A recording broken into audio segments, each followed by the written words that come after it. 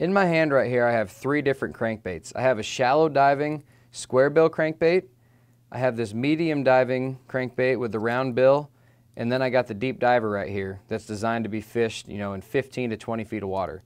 So what I'm gonna do, super simple, and how I pick the right crankbait is based on how deep I'm fishing. If I'm gonna be fishing, say 5 feet or less, I'm gonna pick this crankbait. If I'm gonna be fishing 5 to 10 feet, I'm gonna pick this medium diver, and anything 10 feet or up, I'm gonna pick the deep diver. Now, the reason I do that is because the whole key and the secret to crankbait fishing is making that bait hit into the bottom or the cover where the bass are sitting.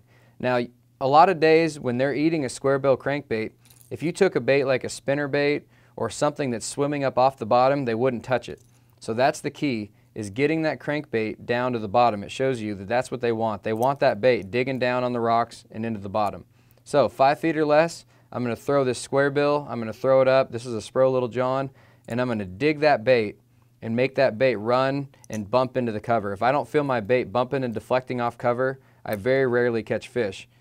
Again with the medium diving crankbait, if the fish are a little bit deeper in that 5 to 10 foot range, I'm gonna throw this baby out there and I'm gonna make that bait pound into the wood or the rocks or whatever cover those fish are sitting on.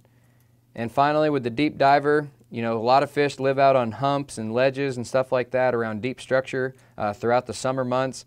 And this deep diving crankbait is perfect to get down there and make that bait deflect into the cover, bounce off, and I almost never get bit when I'm not hitting cover. You gotta be hitting the cover to make the fish bite it. It's like yanking something away from a cat and those fish just trigger. When that bait bumps into it and pops off their structure they're sitting on and then runs away, the bass just can't resist it. So make sure anytime you're cranking, whether you're shallow, medium, or deep, you got to make the bait hit the cover to put a bunch of bass in the boat. And that's the key, whether you're watching the Elite Series on Bassmasters or Miles and myself out on Sweetwater. When we're cranking, we're hitting the bottom, I promise you.